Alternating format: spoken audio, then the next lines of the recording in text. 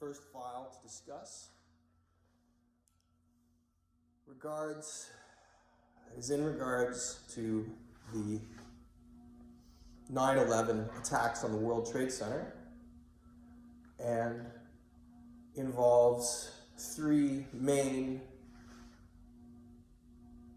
markers. The first is a conceptual artists group that worked prior to the collapse on the exact same floors that were hit by the airplane. And they did a piece of photo art where they snuck into the building at night and turned all the lights on to spell the name of the art group, E-Team.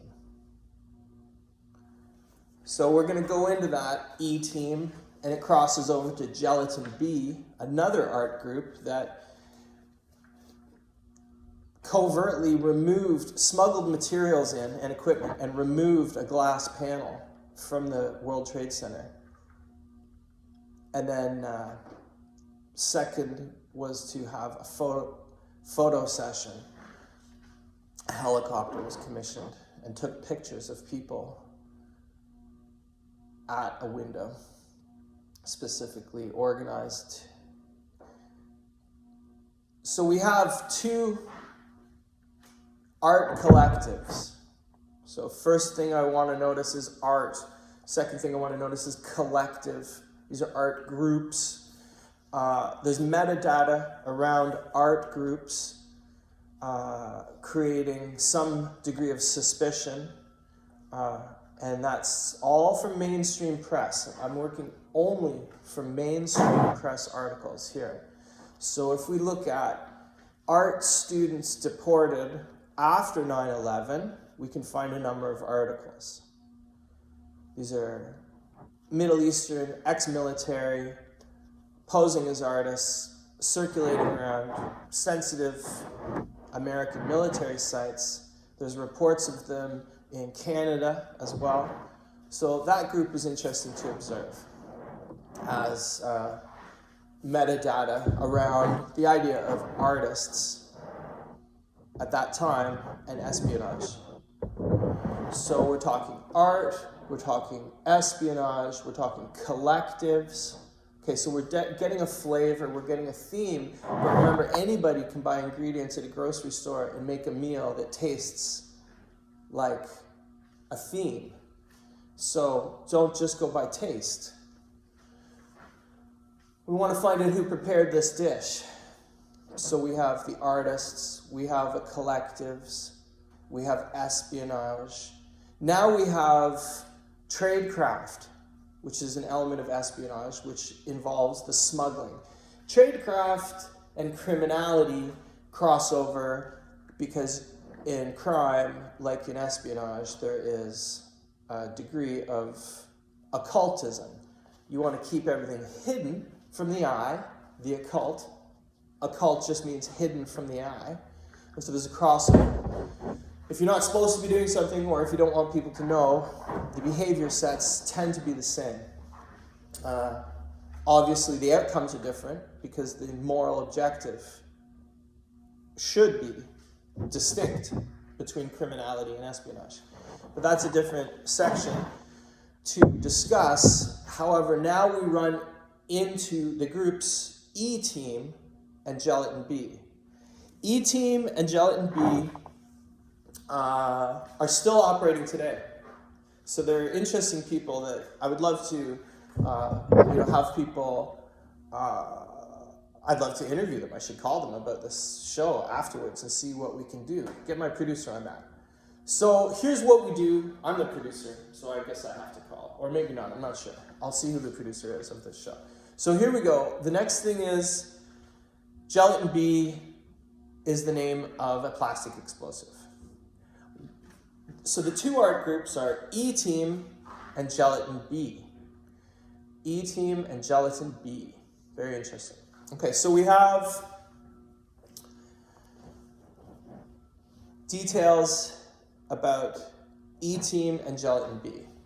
So we can say this is anticipatory, or they call it predictive cultural activity.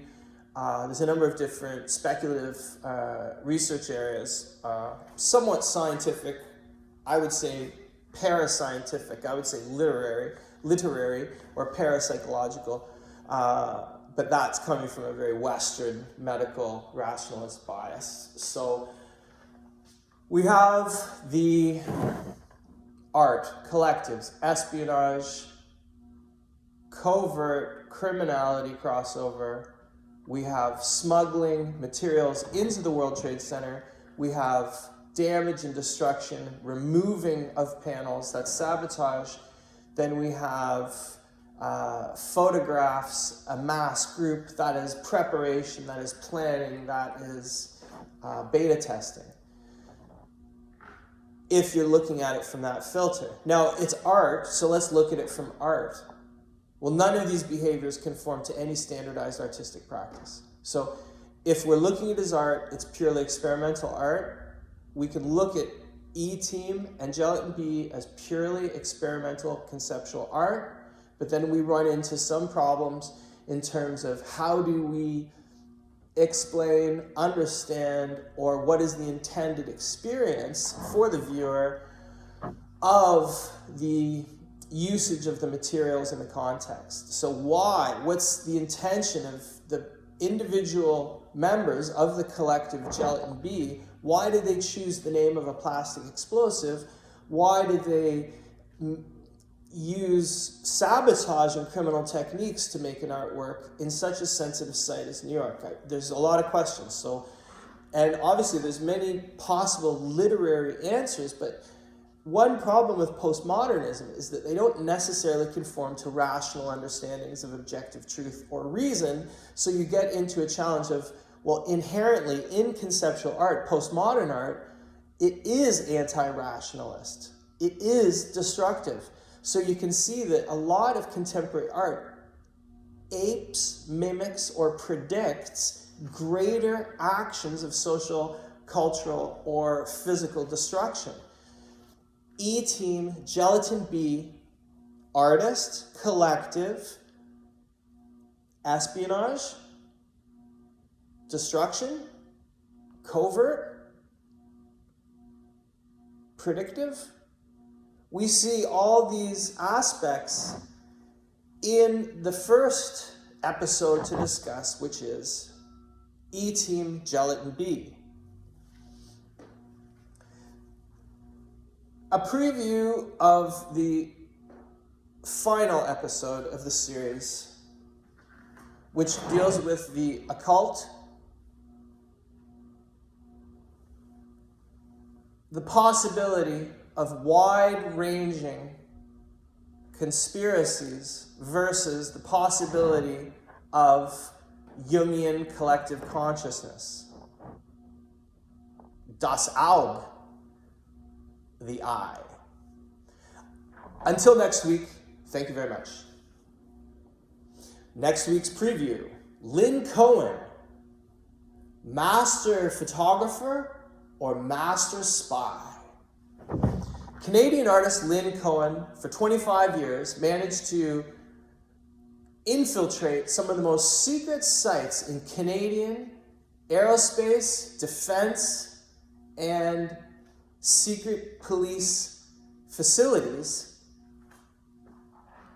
and made large-scale photographs, many of which are on public view on the internet via the Canadian Museum